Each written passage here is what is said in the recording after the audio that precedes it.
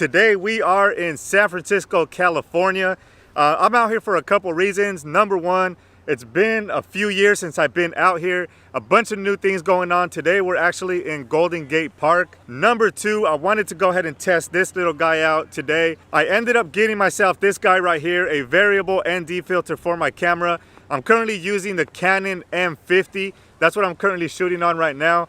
I do want to go ahead and test this thing out. If you guys don't know what an ND filter is, it's basically a little lens that goes over, or a little cap that goes over your camera lens. It's kind of like sunglasses for your camera. So what it does is when you're shooting outdoors, without the ND filter, you can only open the brightness so much before everything gets all completely blown out. So what this does, it puts a cover over your lens like sunglasses, which allows you to open up the eye completely, let all the brightness in, and you can still get that nice depth of field where you get the blurry background and you get your main subject in focus. So that's what the ND filter does. There are a bunch of different ND filters. This specific one right here is a variable ND filter. So what that means is I can actually switch back and forth between different shades of darkness and brightness. And then there are set ones where it actually has 1 stop, 2 stop, 3 stop. So you actually gotta either take them off and readjust it to the stop you want. Not like this one here. This one is a variable one. I'll go ahead and show you here in a second. I'll show you a couple scenes here without the ND filter, and then we'll come back, throw the ND filter back on there, and show you what the difference is with and without that filter.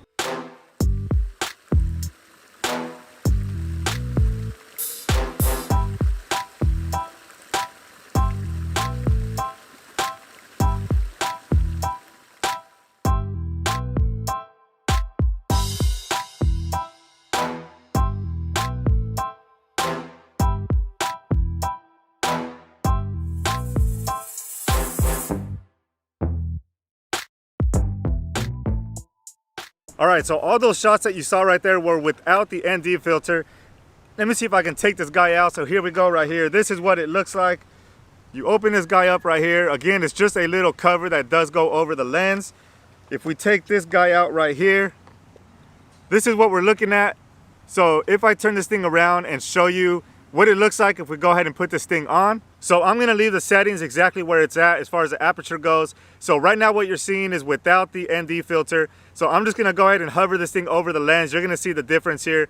So if we go ahead and put this lens over, you see it immediately gets a little darker. The picture does change right there. I haven't adjusted the where I want the stop to go, but that's with the filter.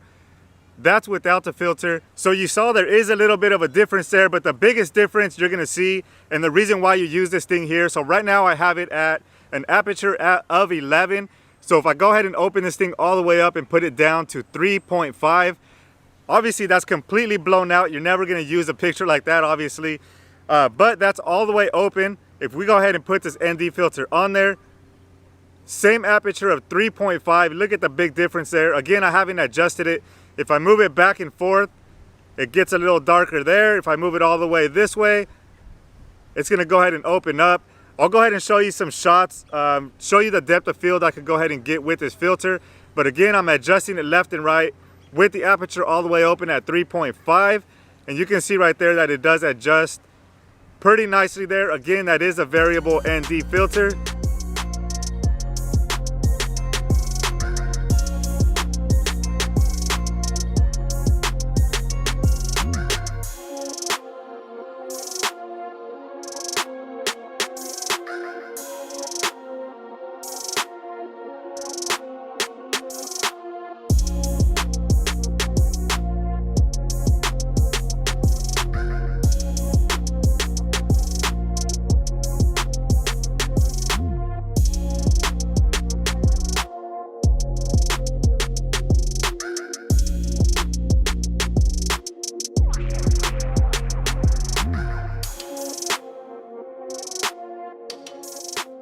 All right, so those were some different shots with the ND filter. As you see, it does make a difference, but I wasn't able to use it to its best capabilities because it is cloudy out here. There is an overcast. You want to use that thing ideally when it's really bright out, when the sun is so strong and you want to turn the aperture down, but you don't want to blow out the picture. That's when you want to use an ND filter. I'll go ahead and link the one that I use down in the description. There is some different price ones. I just went with the not the entry-level one, but a little higher. I think mine was like 30 bucks or something like that. Obviously there is some way better ones than that, but if you do a lot of filmmaking, if you do a lot of shooting outside, you definitely want to invest in an ND filter. Again, look into it. There is a variable ND and a fixed ND filter with different stops and stuff like that. Again, I'll link mine in the description, but definitely pick one up. It is very, very cheap. It's a must-have tool in your toolbox, so make sure you guys pick yourself up one of those. But that's gonna do it for today's video. Make sure you drop a like if you guys like this video. Make sure you hit the subscribe button and turn the notification bell on, and we'll see you guys on the next video.